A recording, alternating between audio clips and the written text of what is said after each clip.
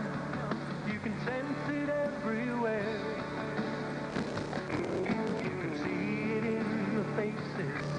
You can coming, and the country's on the line. Will you be among the patriots?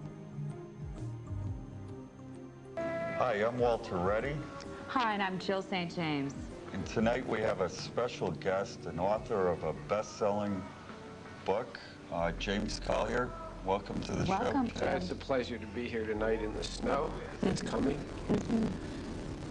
And James, what prompted you to write this book?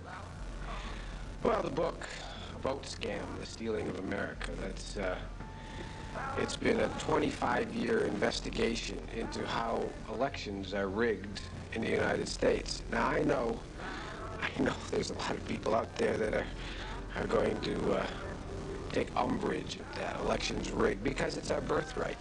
The birthright of this country is the vote. The biggest export of the United States is the vote. We won the Cold War over what? The vote. Mm-hmm.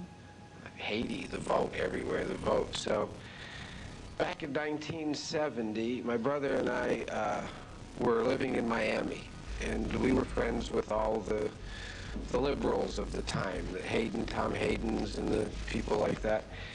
And they were pretty much creating chaos in this country for people who understand that era of Nixon, the Vietnam War. And they were saying, you can't run through the system. And so Ken, who is really a terrific historian and a big guy, handsome guy. Ken's your brother. Ken's my brother, right? He's not here tonight, but he's my brother. And he said, let's go to New York, and I got an idea for a book called Running Through the System, Ballots Not Bullets, because they're saying the system doesn't work.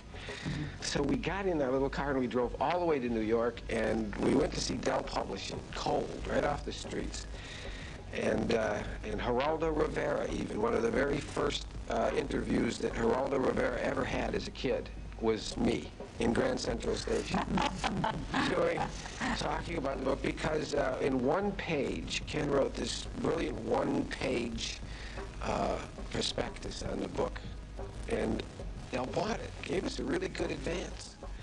And so we went back to Miami, and we did it. Ken ran for Congress against Claude Pepper, who was the father of Social Security, 70 years old, and people hardly ever ran against him. He'd raised $3 million to run unopposed. And this is with your contract. You had a with the contract. So Running Through the System, Ballots Not Bullets was the book. And what we did was we said we weren't going to spend a nickel on the campaign. What the poorest guy in this country could spend. And that's what Dell liked that. No advertising, no radio. And we walked the streets and shook hands, went to houses, spoke at every church breakfast, and did what you're supposed to do. And so on election night, September 7th, 1970, or September 3rd, 1970, at 3 minutes after the polls closed, the CBS affiliate down there called perfect vote percentages for 250 candidates. Well, you can't do anything in 3 minutes. All of the citizens of Dade County totally asleep, don't care, no one thought about it, But we were doing a book, which we thought was going to end right there. Right. And so when the NBC affiliate down there, 20 minutes later, not only called the exact same percentages, but added the exact digital vote total that every candidate, including us, was going to get by the end of the night, the investigation went on the next day. So we went to the television station and we got the on-air readouts that you saw on the air. So you really stumbled into this. You weren't looking to find out what's wrong with the system. Is it honest? Is it real? You just sort of stumbled on this? Stumbled on it in pursuit of a good reporter doing a street story of what it's like to run for elections, and we thought it would be over that night and probably would have made a good magazine article. But 25 years later, I'm sitting here talking to you people out there because what we found was the pilot project for the United States. And it's going on right now across America. So everything I'm telling you about Miami, we found in other cities. and other people found in other cities and are finding. And it took 22 years to write the book. That's a pretty incredible statement, Mr. Collier. I mean, a lot of people believe that, you know, it might happen in one little part of the country or in banana republics, but not in the United States. America. Wow. Well, I want to tell you something. I'll get to that later about the computer vote in this country, but we'll get to that. But I mean, Americans take pride in having, you know, to vote. That's our freedom. That's our right. And that's what runs this country. And people out there right now are like, say, this guy, it can't be true. It can't be true. But if you go to a June 1995 article of Reader's Digest, anybody can go to the library and get it. Okay. Trevor Armbruster wrote a great report for Reader's Digest saying how many cities and how votes are rigged in all these major cities. Not a newspaper picked up that story. Nothing. Ronnie Duggar, a lot of people know him, one of the top 10 investigators in this country, has written stories about it for the New York Times, in the op-ed pages, how the computer rigs elections in this country. The front pages of the New York Times won't pick up a single word on it. So anyway, back in the 70s... So back to Dade County. Dade County, at that time, the pilot project we stumbled onto in rummaging through the system, we found out, they said that the League of Women Voters was the people out in the precinct phoning back vote totals. And now that's going on again today. That was part of the project. And we went to the League, and the head of the League, Joyce Diefenderfer, the late Joyce, she's dead now, said, no, we didn't. There was nobody out in any precinct anywhere in this county calling anything back, and I don't want to get caught in this thing. And she started to cry in her living room in Coral Gables with a witness. So we started an FBI report at that point. And in the local newspapers, other than the Miami Herald or the News, who wouldn't touch it, we printed stories about how she said that. And then we went to the computer programmer and said, what's the program that you could use to count it? Because on the readout, it said one voting machine was the criteria that they predicted these votes from. Meaning, as soon as someone got the vote, 250 candidates off of one machine, they ran to a phone, called it back to this guy, and they took it on cards. Well, you can't do that in 20 minutes anyway. Down to the exact number. Well, you can't even call 250 votes off the back of these lever-style machines, which you have here. It's physically It's impossible. And then go repeat them. That's 500 numbers right there in 20 minutes. They couldn't do it. And the computer programmer, Elton Davis, said, you'll never prove it. Now get out. So we went to the FBI again and said... Didn't you go to the Attorney General at the time? No, next. No. Coming next. Oh, okay. You read the book. So that was the reports getting bigger. And people can get whatever we said under FOIA, under my name, James Collier. You can get that report, Freedom of Information, and get all of these reports there. And so the FBI, that was your next step. So we proved that nobody called back to the station. They couldn't do it in 3 minutes or 20 minutes, and the programmer who supposedly wrote this brilliant computer program to do it based on one machine, and any mathematician out there knows that's an A times B equals C formula, which is A, the vote in the machine, times B, the computer programmer's program equals C, the vote, and you need to know 2 out of 3 on any A times B, and that means you have to rig it, because if you know 2, you did it. So anyway, then through the years, in the first 4 years of the 70s, we went about proving how they did it. Because one thing was to find out, and the other thing was to prove it to the satisfaction of both the FBI and the Organized Crime Bureau in Dade County. And by 1973, we were after the stand-up lever machines, where you open the back of the machine and you read the numbers off. That's the kind we have in Connecticut. You have Connecticut, right. Absolutely. And so they shipped all those machines out of town to Marion, South Carolina, or North Carolina, I forgot which that is. And they retrofitted them so that the counters now had raised wheels, raised counters. Instead of flat, it's stuck through so that your 3-digit number was raised like an ink pad, and they put a piece of paper in there called the Print-O-Matic. And that's what you have here now. So this was the pilot project in 1973 in Dade County to test this little system out. And what they said was, we're going to take the keys away from all the precinct captains so you can no longer open the back of the machine and look at the numbers with your eyes to certify the zeros in the morning, and at night certify the numbers on it. Instead, you're going to crank a handle, and there's going to be a roller that goes across this piece of paper, and then you're going to crank it, and the piece of paper is going to come out, and it's going to have the zeros on it in the morning, and then at night you crank it again, and they're going to have the numbers for the final election. So instead of eyeballing it now, you got to trust this magic little piece of paper in the gumball machine. So the first time they used it, it jammed in about 600 precincts. 4,000 precinct workers walked off the job that day because when they opened the backs, because it jammed, they sent troubleshooters there, the roller hadn't gone all the way across. It wrinkled up the paper. But when they opened it up, there were numbers, zeros in the morning, and the final numbers at night were already in the machine. And that's why 4,000 people quit right there on the spot. And the Miami Herald wrote a story saying there was a big snafu, but they put firemen and policemen on to take their place, but never said why. And so there were the two pilot projects that are now controlling this country, because election rigging is big business. It's a billion-dollar business. They don't leave the running of this country up to the people. It would be much too dangerous for the developers, for the judges, for the sheriffs. You've got to control it. You have to control every aspect, right? Yeah, so just controlling who's in power. Who's in power. And so we went to an attorney. We brought him all this stuff, and he was one of the biggest attorneys in Florida. Ellis Rubin's his name. He was the Watergate burglars attorney and the FAA guys, tower guys. Seasoned. Seasoned, yeah. And the press followed him. So he looked at it, and the circuit court appointed him. We didn't pay him or anything. He said, you take all of Collier's stuff, and if it's worth anything, you bring it to us. And he did. So he took it to the state attorney's office. And he goes in and he waives immunity, which means he can be prosecuted. They forced him to do that, trying to intimidate him. If he's lying, he's dying.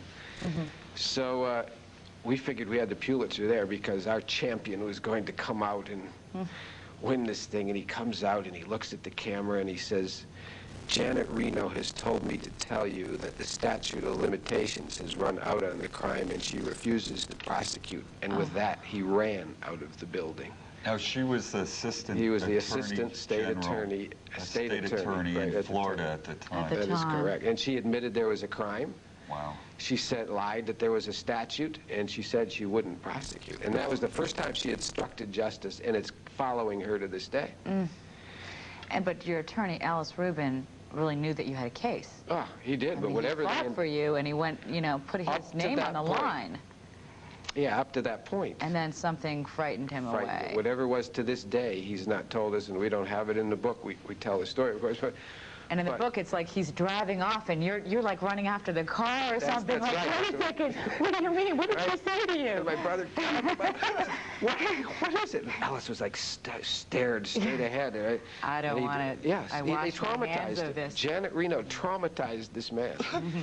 So that was the beginning of the story. And it would have been the end, because the next years, we had to survive, and we didn't know where we were going with this. What about the FBI? You said that you had The FBI had all this, them. right, but the FBI is the investigative branch of the Justice Department. They cannot initiate lawsuits. So in 1972, we went to the Justice Department. This was prior to this, 2 years into the investigation. And we saw a guy named Craig C. Donsanto, who's still there to this day. He was a young man then. He's growing old in the job. And his job is to make sure that vote fraud prosecution on a federal level is never going to take place. He's the stopper in the bottle. And so we went to Craig, and he saw all of this stuff, and of course nothing happened. And that's when we first learned how corrupt the Justice Department is. And that's how Janet Reno is there today protecting Craig. One of the biggest reasons, and we testified at Janet Reno's confirmation hearing. Oh, we tried to. They wouldn't let us. We testified at Antonin Scalia's, but we'll tell you that in the end. That's another story. Would they let us on that one? And we even sued Scalia. But that's ahead of the story. Anyway, In 1982, the Republican National Committee put out a reward offer saying, we know there is election rigging in the United States, and they put that out through all the newspapers in the United States, Army newspaper, everywhere, saying, we will pay $5,000 for every arrest and conviction you can get of a person tampering with the vote. So we were told that the League of Women Voters, one more time in Dade County, was up in this secret counting office out in the Everglades, in a bunker-like three-story building. And this is in 1982. 1982, right. Nothing happened between there, 74 and 82. It was pretty dormant, except that we got the FOIA files in there and saw that our stuff was all in there. And but in 82... This is the tape that we previewed. This is the tape you're all about to see, which I'm going to tell you about in a minute. We were watching it. It's quite famous tape, as a matter of fact. Pat Robertson paid $2,500 just to show this once on his 700 Club back in 1987. But anyway, we were told that the League was up in this counting chamber in the dark of night in the Everglades there, and nobody could ever get in. You couldn't get it past the guards, the dogs, the TV cameras, the Metro cops, the sheriffs, and everybody there, and you had to have ID to get in. Well, that's illegal. Everybody in this country should be able to see how their vote is counted at every step of the way, and that's really what I'm here tonight. No secrets. All right, I think they've got... Can we... oh, here we are. Turn up the sound on that? Looking at a monitor here. Yeah. Now, could you narrate it? This is the League of Women Voters. Right. Jim, tell us what we're looking at. Can they put up sound on that? Thank you, ma'am. Sound so we can hear what's going on in that monitor? Thank you. That's all you need, guys. All right. Put it right on my hat, too. What we're doing is we're getting in the building, and there's the guards there saying that you can't get in. And right here is a sign that says you got to have ID to get in. We got in. You're following the vote. Right, we're following the vote cards of the ballot. Were taken. And what we were told, we would be arrested if we tried to get in this building. We got in. And we're going upstairs. And that guard was calling the security officer, the chief officer. Okay. And he's on our tail right now. And this is what no one ever gets to see. That's how the vote is coming. How the vote is coming into this room. And the people to the right there are the League of Women Voters sitting there. And the reason we wanted to get in is we were told that they were punching thousands of holes in the vote card with pencils issued by the election supervisor. And this woman can ask... League of Women Voters ladies here working tonight? She points to her right to deflect us. They're really to our left. And so we go... Explain to us the punching of the holes. We'll get to it, right? You'll see. Now, this is the room where the votes are supposed to be counted, but they're having a big party, and the mayor's there, and all the judges, and everybody's, all the dignitaries, and you're about to pass the BMX machines, which is the ballot multiplexers, they're called, and they're the IBM cards that you vote on go into these machines. And you can see that machine's empty, and that one's empty, and that one, and that one. And we get to this guy here, and this deck has been counted all night. Now watch, he's going to take a card. What does it do? He takes it out and he recounts it. There's a federal offense right there that he did. And the FBI stop-actioned it like that. And he said that card was a phony ballot. The FBI.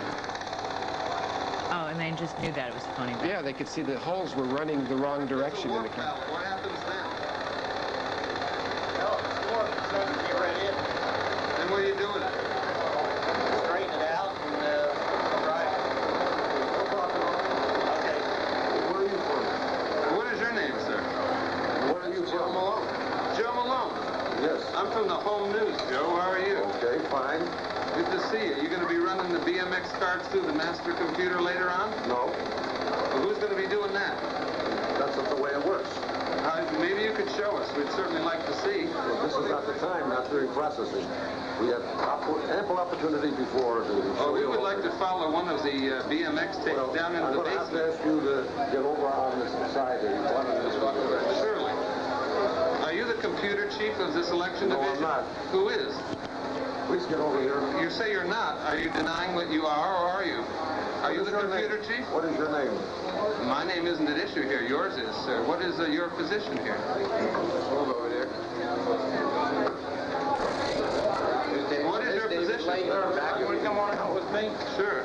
What is your name, This sir? way. I'm Officer Savage. Get out of the BMX room, please. What is your name, sir? David Leahy, Chief of the Election Division? I'm not under arrest, am I, sir? No, sir. I'm just escorting you to the door. All right, let me take a photo of who's escorting you. Are you ladies from the League of Women Voters? Have you been paid to be here tonight? Or is your organization being paid? Why are you punching out holes? This lady's punching out holes. Yeah, she's punching holes. Oh, I got it. I've got it.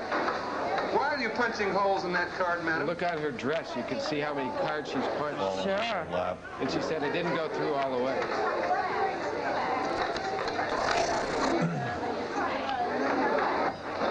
Yeah, who are you? Wait a minute. Don't hand over my camera, pal. Who are you? Get him out. Okay, get him out. All right, I'm willing to leave. Do you want me arrested? This is frightening. You want me removed from the building? Correct. Do you want me to stop aiming the camera? Go, come on. I'm going. Okay. I got you. What's your name? Great. What's your badge number? Come on, let's go. Well, you don't need to push. I'm out of the key area. No problem. I'm not violent. This is there. Just looking to find the truth. Yeah, we later went to Cincinnati and found the league using tweezers to do the same thing there. Right, and they tried to stop us there, Judge Niehaus in Cincinnati. And Ken ran the camera with the light off, and he got the league, and then we took it to Channel 9 in Cincinnati, and they ran it, and we went to WCKY Radio there, the Jan Michelson show. He's now on WHO in Des Moines. And we went on the next day on his show at 9 o'clock in the morning, although Jan had never met us, but we told him real quick, and he said, come on, and we'll challenge the election supervisor and the state attorney in Hamilton County. And the election supervisor, Elvira Radford, who had been there for 20 years, resigned the next day. And the Cincinnati Enquirer didn't write a word except to say we were troublemakers. And so that is basically what goes on in this country. And it's going on everywhere. Why didn't you get any support from the press? Because we found out that the press is the rigger. And I know that some people are going, oh my God. But you've got, if you play with this long enough, you begin to see who the power sources are. Katharine Graham now is the owner of the Washington Post. Right, but she's backed off now. Her son, She Donnie, also owned, was it Post Newsweek. in Miami when you were And down? Channel 10. Yeah, right. That night, the first night, the pilot project, when the TV stations were helping in the rigging of the elections, because they were projecting these. Channel 10 didn't go on the air. Katharine Graham kept her station for that year in 1972 from even covering the election. She ran a movie. ABC News that night ran a movie. That was her affiliate, because she knew what was going on and wanted to say we didn't have any part of it, but tacitly admitted it. And that got us involved with Richard Nixon and the Watergate break-in. Stories you wouldn't believe are in the book. Never told stories before. Really exciting. When you turn this over to the FBI, in your book you mention a part where there's about 37 pages missing that the CIA confiscated. Did you ever find out what happened? Why did the CIA get involved? And this is certainly serious, because the CIA just doesn't jump in an FBI thing for nothing. That's very true, and the CIA did, because we went to Don Santo with a reporter from Washington, the Washington Times, a Pulitzer Prize winner named Gene Galtz, and we got up to see Don Santo in 1984. Now, he was He's the guy we went to in FBI. '72, he's the stopper in the bottle at the Justice Department that Janet Reno is presently protecting, so that vote rigging across the country never sees the light of day, a prosecution on a federal level. And so I lost my track here. What was We I were back. talking about? We were like up to 82, I think. Right, and we had the video, and that video is what It was the National Republican Party that right had offered it. Oh, and so anyway, we went to Washington with the video. I'm sorry, and And we sued the Republican National Committee because it said in their reward offer they would take us to the Justice Department, and they didn't. They refused. We sued the Justice Department, Don Santo and Williams French Smith. We sued ABC News because Tim O'Brien, their chief Supreme Court correspondent you see on Monday nights, saw the video and the evidence and said, hey, this has got to go on the air, and interviewed the RNC, and then he was told he couldn't put it on the air. From the powers that be. And we sued the League of Women Voters for lobbying them all to keep it off. So basically that happened, and then one of the strangest things in the book, we print a transcript that showed that the heads of, we said, wouldn't it be great if we could prove, because we did it in Miami, that all the conspirators meet in one room? I mean, to be an investigative reporter and prove that all the conspirators meet in one room is really, you know, you're getting all four aces in a royal flush. So we got a transcript from what's called CSIS, the Center for Strategic and International Studies, which is the big media they quote from. They use that as the pool that they get everybody from when they have a news, they need a news op thing, and they say, quoting this great official. And what we showed was, in the transcript, which we print in the book, the heads of the Republican National Committee and the head of the Democratic National Committee, Katharine Graham, the heads of all three television network news, Roone Arledge and the other heads, Leonard Grossman, the head of ABC, CBS, NBC, right? Kirkland, Richard Nixon's guy, I forgot, Melvin Laird, they all met in the same room and decided how America is to be run. And one of the things they say in there is, the press is not here today, we can speak freely. And they're the press, but they don't look at themselves as press. That's where I was, where I lost track. Why the press? The press owns America. And in 1964, they formed a network pool that nobody knows about, or very few, called News Election Services. Right after Kennedy. Right after Kennedy was assassinated. And they said, from now on, we don't compete with each other. We will pool all the information, and we'll have a big board, and you will all get the numbers. So when you see Brokaw, Rather, and Jennings get on at 7:01 after the New Hampshire primary and say, we're the first with the most, they should say, look, there's a board at 225 West 34th Street in New York City, and there's a bank of people on the 13th floor of the World Trade Center, and that's a scam that we're pulling, and we're getting all the numbers off the same board, and they're being fed to us by the League of Women Voters nationwide, who we're paying, and Associated Press, which is part of the pool, and CNN and those people. And so we could just have a Pravda head up there giving you the numbers. And anybody can go to that address and prove that that is true. James, in Florida, are they still using that type of ballot? They're using the computer ballot, and David Leahy is still there. Should be. That was a computer ballot down there? Right. Okay. And because here they're using the Print-O-Matic. Well, we have the Print-O-Matic, the lever. Right. But I was speaking to the Secretary of State's office the other day, and his assistant was telling me that the Secretary of State is advocating going to a computer ballot. All right. And he says there's quite a few out there, and it does leave a paper trail. There's one, but if this gets punched in like that, they can tamper with the ballots. Yeah, what they do is they want Sequoia Pacific, which is Jamestown, New York. That's who owns the Print-O-Matic that you have now. There was a woman, when the book came out, from Waterloo, Iowa. She had a public access TV show just like this and was on the school board, and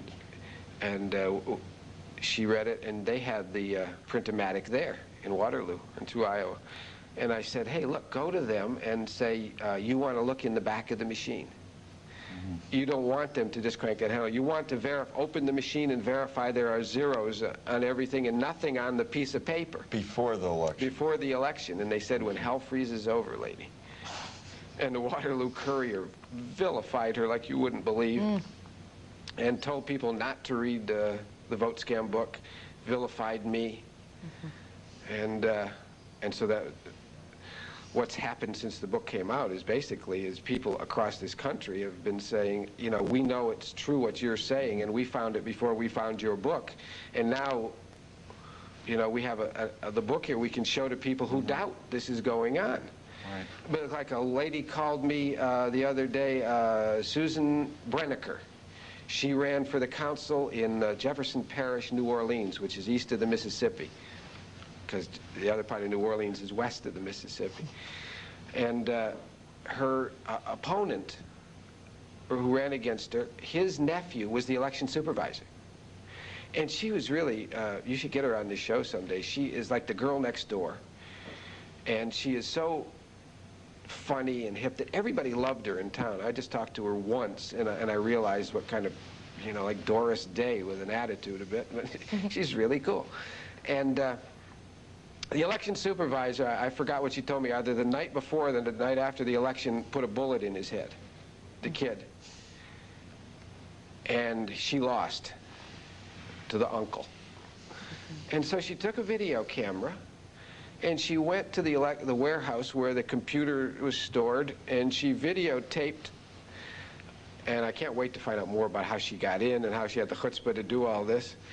And she punched her own vote, and it voted for her, and she did it again and voted for her, she did it again and again, 4 times, and it voted for her. The 5th, 6th, 7th, 8th, 9th voted for her opponent. And she went to other machines, and they all did the same. Pre-programmed. So the computer that you vote on, and you push a button to and register she tested them, and they were all rigged. So, and she went to the TV stations with it, and they ran the video. And this was just like last election. It is true, though. There's quite a number of companies making those. There's a handful. Okay. Not too many. Are there any safeguards to any of these? Zero. Any of these you can put. We quote experts like Howard Strauss of Princeton University does Election Watch. But believe me, vote rigging in this country is been written about by a lot of other investigative reporters. It's just that you never see it in the mass media, right. Except Reader's Digest with Trevor Armbruster's story last June. Mm-hmm. What do you feel is the best, safest where we can safeguard our vote? I was going to hold that to the end because everybody said, "What are we going to?" That's all right. I'll tell you now because we'll get to the end anyway.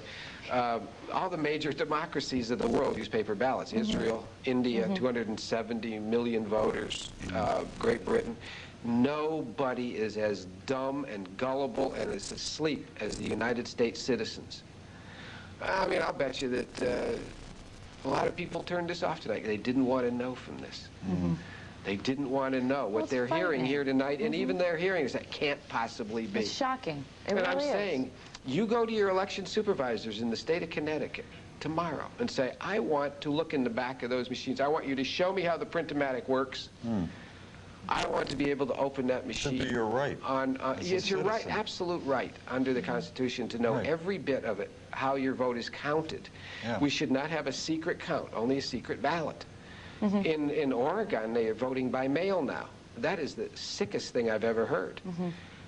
And it's not only, it's not a secret ballot anymore. They get to know the names, and they're selling the names of the people who vote, and you can go intimidate somebody. And of course, those ballots, nobody watches who counts them. Nobody even knows who's counting them. They can put out any numbers they want, and they want to go to voting by phone. That's the key, though, is the counting. It's got to be done in the precincts, paper ballots, eyed by human beings who care. This country would be so changed if real people got into power, not the people that play ball. It'd be a government of the people, by the people. Because this country is manageable. It's just a corporation. That's all we are. We're all running around. Every city, you go into New York City, it's like going to a giant flea market with people living above it. So you're going in, and there's people quite capable of running the economics of the corporation. But the politicians in there now are ripping us off on every single level. There are people on every level, just the germ warfare that you're about to hear about, that's coming. They're going to tell you that people are flying in from Africa bringing you diseases. You heard it here first. They're not. There are things getting out of the laboratory, and there's many top investigators who are writing books on it. I mean, what's the big one now? It's a bestseller. I forgot the name, but people know what it is. It's really, people have to pay attention. It's the savings and loan scandals. Nobody got prosecuted. The Bushes made billions. And they're running for office everywhere, governor of Texas, and nobody prosecutes.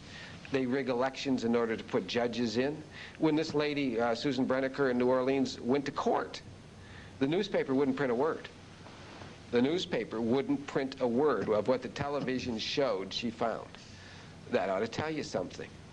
And you brought this to the court system, though, as well. Yeah, and so did Susan Brenneker in New Orleans. That's the story I was just telling you about, the woman who videotaped that. So anyway, she went to court, she sued, and the judge wouldn't allow her to have expert witnesses on, and he threw the case out immediately. And that happens across the country, and Trevor Armbruster wrote about that in Reader's Digest, too. So it isn't just there, it's everywhere. And people call me every day. This year I'm going to be really busy because people will call me after the next election and say, hey, it was rigged here. Where did I get a good... I got one from Lizzie Borden's town. That was... what's Massachusetts? Fall River. And it seems like in Fall River they're all Portuguese. And the whole city council was Portuguese. And they weren't going to pass a bond issue up there. This was the last election. $150 million out of the taxpayer's pocket. Nobody wanted it. All the polls showed they didn't. The only people who wanted it was the two brothers who owned the only talk radio show in town and the newspaper. Well, all five lost. All five incumbents lost, and the bond issue passed. And they figured out before the people are done paying, $1 billion will come out of their pockets. And there's nothing anyone can basically do about it unless we can network this thing, unless the people of this country realize what it is I'm telling them. It's big business.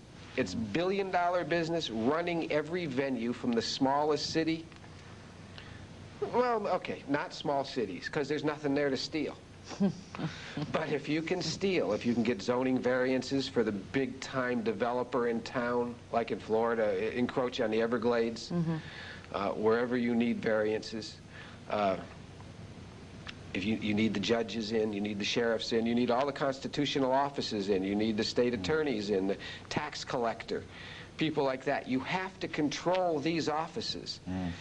Like in the state of Florida, all the constitutional officers are Democrat, and yet the state is going Republican. They control that completely because the Democrat machine still controls that. And I suspect if I investigated this state, we'd find out all that here too. So the major media controls the country. The bankers have their control over the major media because everybody, their paper, their mortgages, their interest loans on the television stations, etc., all of that. So that you have, basically, we're all fodder. The doctors, the lawyers, the clerks, the taxi drivers, us guys here tonight are just fodder in a game of people who are arrogant, nasty, mean people.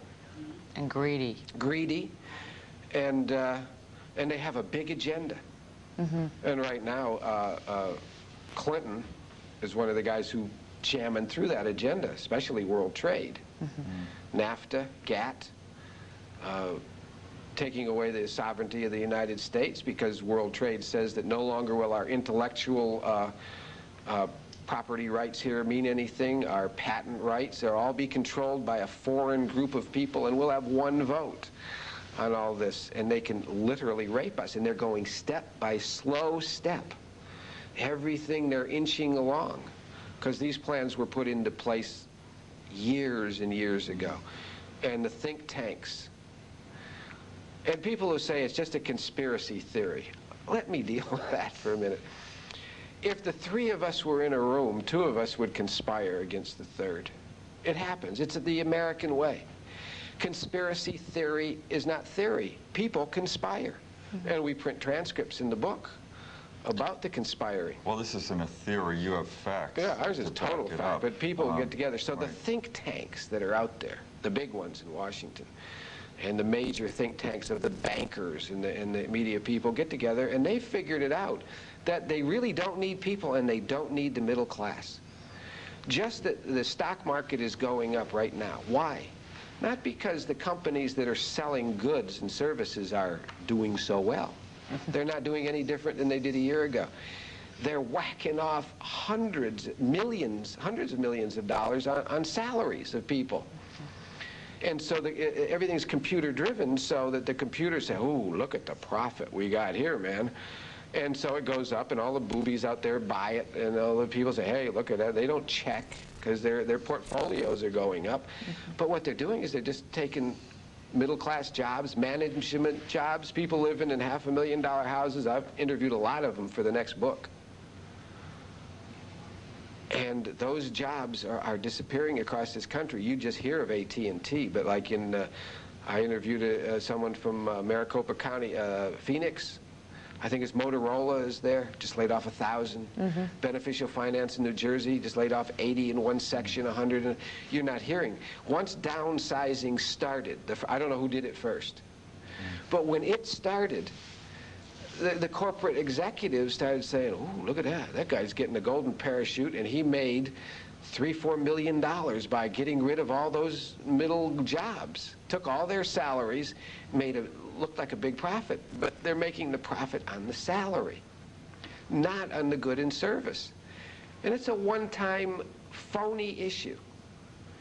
But they keep doing it, and every company that goes along say, "Well, we'll just downsize." And the executives who are growing old are taking a big chunk of everybody's salary and voting it into their pocket so they can get out and let the next guy worry about it. But there's nobody in the middle. The middle is going, and they're going to try to use computers to run their jobs so that they don't have to bring them back. And so easy to do computer fraud. Exactly. So they're running. Scam it. They're getting rid of the middle class. They're controlling the vote on judges, sheriffs, probate. That's a big scam across the country. People die. Certain judges will get the probate, and the referee and the judge make a fortune, and the widow and the children get nothing. Just rip them off. You can't go to the press on it because the press won't print that story. But that's the Sun Belt is rife with that.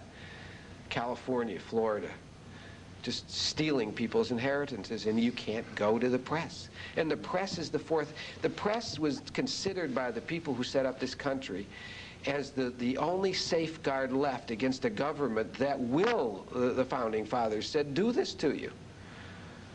And the press realized that, yeah, when you say, well, conspiracy, wouldn't someone talk? Right. Well, the people in Miami, the 4,000 who walked off the job, got together, and I write about it in the book, and had meetings and went to the Miami Herald, and the Miami Herald said, get out. I read some history on J.P. Morgan back around the turn of the century. We had I think we had hundreds of independent newspapers at the time, and the bankers got together. They decided, well, we got to control the information in order to control the people, and they started buying up a lot of the independent presses. And now they're doing just snowballed. I mean, they're doing it again. They just passed it yesterday, the Communications Act. It isn't just so that the telephone company and the cable company, that's all they're willing to talk about, can compete and bring down what was in the bill. It says that there's no longer a limit on how many radio stations can be owned by one owner in a city. And the only way that authors like myself, and there's many of them, and big authors out there who can get the information out, is talk radio across this country. Right.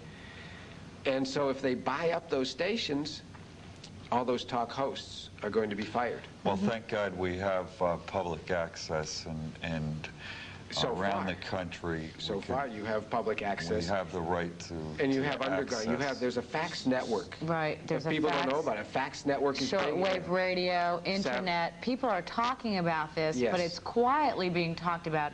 The news isn't picking up. All the major newspapers just gloss right over it. They spend, all their time talking about the Fortune 500 companies, which do the smallest amount of business in this country to begin with. So they're not focusing on what the people have to say, and they're just quieting us down, which is a very frightening thing. Very true. And if people are only reading the press and the television, they're not getting any idea of what's really running this country. And there's one other little frightening fact I want to get in here. Across the country, there are private companies that come in and run the elections for the election supervisors. The election supervisor who should be in charge, and the last person, that's a constitutional officer. Is this on a county level? County level. State level? County level, right. Okay. But they control whole states. Okay.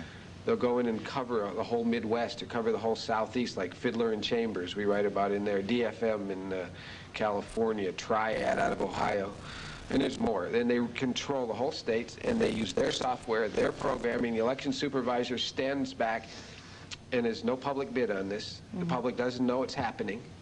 And if you check here in the state, they're probably here too. Election supervisors are living in million-dollar homes. How do we find out who that is? Well, that's the most important part of what I have to say here tonight, Okay. is that people have to go to their elections division and say, who counts our vote? Who programs the computer? Here, you have to ask to look in the backs of those machines. I think every single person out there listening tonight should call the election supervisor and say, I want to look, I want to see how the print-o-matic works, that piece of paper And in there. maybe bring a video camera And down bring a video camera and see what you video get. it. And it's legal. We are it's allowed right. to know Unalienable how right. this works, Exactly. what's going on, and aren't we allowed to watch the League of Women Voters doing what they're supposed to be doing? Exactly, and you should say, I want to see all the bills. I want to see who you're paying and how much you're paying to these people and what you're going to find out, because they found this out in Florida, and I'm working with people in venues that they're not going to answer you. They're going to tell you to get out. And I want to say something. Civil servants should not be able to tell you what you can do. No, They're sucking off of your taxpayer dollar. Every single one down in City They work Hall for us. is taking your dollar. But they intimidate people, and most people are afraid to be intimidated by these people. terrorized. Yeah, terror. You go down there and the election supervisor will say, get out. But I'm saying right now, every election supervisor in this state who uses the print-o-matic has a license to steal. And you would think that butter wouldn't melt in their mouths when you talk to them, and they'll tell you they're crazy, and you don't have to look at this, and I can't show it to you. Why? If I show it to you, it means you could possibly rig this election. That's what they say, and that's garbage. And they won't let you see it. And I'd like people to send me that video. And get a hold of me at Victoria House Press in New York City and tell me what you find, because James, this investigation is going on. How can we contact you? I mean, I'm sure there's a lot of viewers tonight that would like to contact you. They can How contact can they me contact at you? Victoria House Press in New York City. It's in the phone book. And what telephone number do you have? 212-809-9090. 809-9090, you can't miss. And if you forget, Okay. Victoria House Press, like Queen Victoria. Right. And I'm an investigative reporter. I go around and I check it out, and I tell you on the phone where to look. And so I've had investigators all over the country call me and say, what should I do next? And I tell you what to do. And basically everything that the elections division has, you could ask for, every piece of paperwork, everybody they pay and how much they pay out, is available to the public and should never be hidden. And there's nothing about the vote count that should be secret. Only the secret ballot, not the count. And if they're trying to get the computer in here, Sequoia Pacific of Jamestown, New York owns the computer too, as well as the print-o-matic. So what they're trying to do is switch to the computer, and then it won't make any difference. The We print-o-matic. have the print-o-matic, the lever ones machine, in Connecticut Right, now. but you crank the handle and the piece of paper comes out. The Secretary of State's office was telling me that they're old, they're outdated now, so they want to go to the computer. The computer makes it real easy, and they can control it from their motel room. I really want to make that clear. They can control that computer from a modem. And we found bills in Titusville and all over the country, modems, that the private companies come in, and they can actually sit in a motel. One of the phenomena that people have seen across this country is, like, they don't have to rig an election if all their people are going to win. If they know it, nobody's running. I mean, all their people are running. Handpicked. They own all the horses. They own all the race. horses in the race. If a charismatic leader comes up and doesn't want to play the party game, like we did in Florida, and Susan Brenniker down there and various people, what they'll do is they'll let it run to see how you would have done. And if you're winning, and this is what people have seen across this country, probably in this state, the computer will break down, they'll tell you on television. Yes. Exactly. And when it comes and it breaks back, down, and then everything, what happens then? when it comes back, only that one candidate is turned around. They say, oh, we're going to get whipped. And they turn it around, and that's it. And everybody goes to sleep. So, oh, well, you know, they didn't notice this little phenomena. Right. And yet, in every state, they've seen it. And it happens, too. I've everywhere. Seen it. Yeah. And the computer's broken down. We're not getting actual results. We're going to give you our projections. And then the last thing, I think we got a few minutes at my hands on the clock here to say, they control the exit polls. This is really important. Oh, yeah. CBS originally owned the exit polls, and they've now merged. It's called Voter News Service. It's in the phone book in New York. It was NES, News Election. Now it's VNS. Voter News Service. You can get it in the phone book in New York. Robert Flaherty and I forgot the guy from CBS who controls the exit polls, but it's in there. Warren Matofsky. They own them. And so when we checked on the New Hampshire primary, the New York Times the next day after the primary will run a box saying everything was done on projections, so that it's 7:01. How do you know who won? Nobody counted a vote. It's based on exit. People come out. We called every single election supervisor in the state of New Hampshire. And they said, well, first of all, people only vote here in the middle of February in below zero weather. In the morning, quick before work, and at night, quick before they go home. Every exit pollster has to be 300 feet from the poll. The numbers that the New York Times had been printing, and I suspect they're not going to do that anymore because I'm on to them, and so are people. Watch, they won't print it anymore. But you can go back and look at the numbers, and we printed it in the book. 4,000 people came out of the polls, walked 300 feet, and filled out questionnaires that said whether their income was 5,000, 10,000, over 80,000. One election supervisor said people who make over 80,000 in this state are probably non-existent, and mainly they wouldn't stand in line and give you a questionnaire for nothing. And then it says gay, Jewish, lesbian. They had all those numbers, how it was broken down, Catholic, unemployed, whatever. When you add up how many people, in the time it would take to do that, they'd have to be lined up every 5 minutes around the clock to fill out this lengthy questionnaire. Cold night fills It's up. physically And they said impossible. nobody's ever seen them do it. It doesn't happen. Yeah. They never did it. And when we tried to find out how it was done, we were told this is not a proper area of inquiry in the United States. And you'll find that out, too, because you can call VNS in New York right now. Call us for Robert Flaherty. And so basically they're saying we're doing something improper, and we don't want you to know about it. That's it. And that's the exit polls that Brokaw, Rather, and Jennings are going to come on at 7:01 and tell you who won the New Hampshire primary. And they'll know right down to that last person. And, and the vote won't change all night. I'm old enough to remember when the vote would swing. You'd wait for the farm vote, the out-state vote, the lower state vote, and it would go back and forth, and you'd root. Sure. Right. It doesn't change all night because the numbers are fixed from the beginning to the end, and nothing changes across America. What can we do? I know you have a petition in your book, Vote Scam, to Attorney Janet Reno. Right. The front of the book says, the book that indicts Attorney General Janet Reno. She had me arrested in pursuit of this. It's too late to tell you how, but it's in there.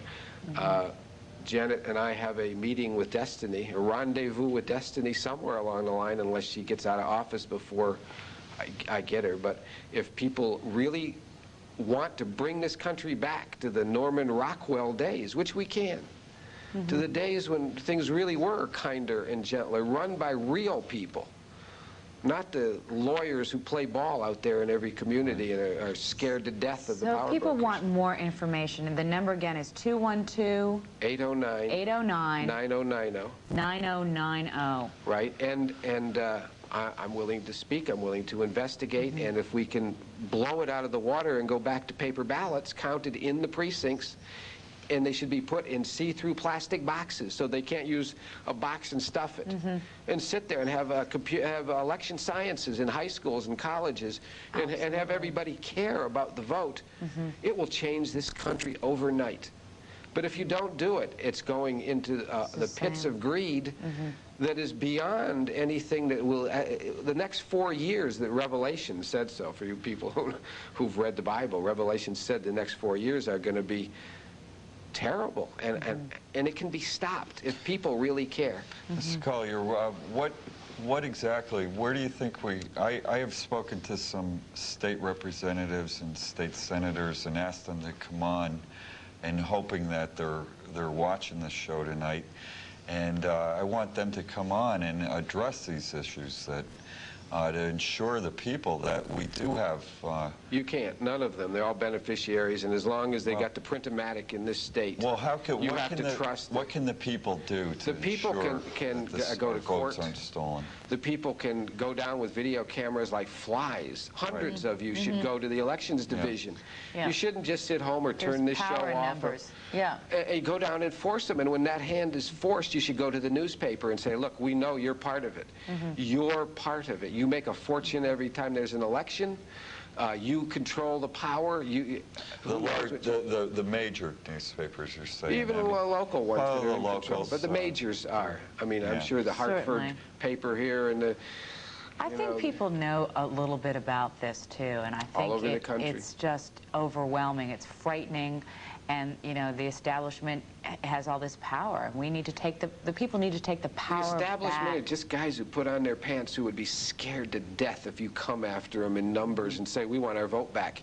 But if you get intimidated by an election supervisor who says, get out of here, and because you're the only one, and you don't have a video camera to record it and show your friends, that's why I wrote the book. I said, show it to people. Let them read the book. It doesn't change. The blueprint's in the book. Well, it's certainly an explosive investigation, and tell us what's next after The vote next scan. is, well, is Vote Scam 2, is the shadow government, and it's what happened after the first book came out and whether the people of this country fought back or not. So what we're doing tonight will be in the next book. Well, I want to thank you, Mr. Collier, for coming on. It was a pleasure having you on, and the information. Once again, I'm hoping, do we have the number on the air that you could put on the screen? Do they have one more time, if people didn't have their pens or pencils there? But it's Victoria House Press. Victoria House, okay. That's for me. And we'll, believe me, this fight will never end. People ask me two questions. Aren't you afraid of getting killed? Yes. And have you gone to 60 Minutes? And that's how I answered that for you guys. The answer is they've tried it, and it's in there. And Mike Wallace has had it. He interviewed me, and you'll be surprised. And when I gave him this book, he said, as far as I'm concerned with this book, Jim, I got permanent Alzheimer's. Vote scam.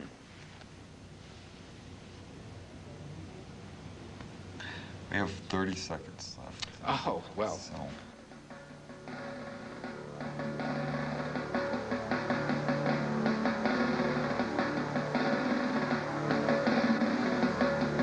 You can hear it in the distance.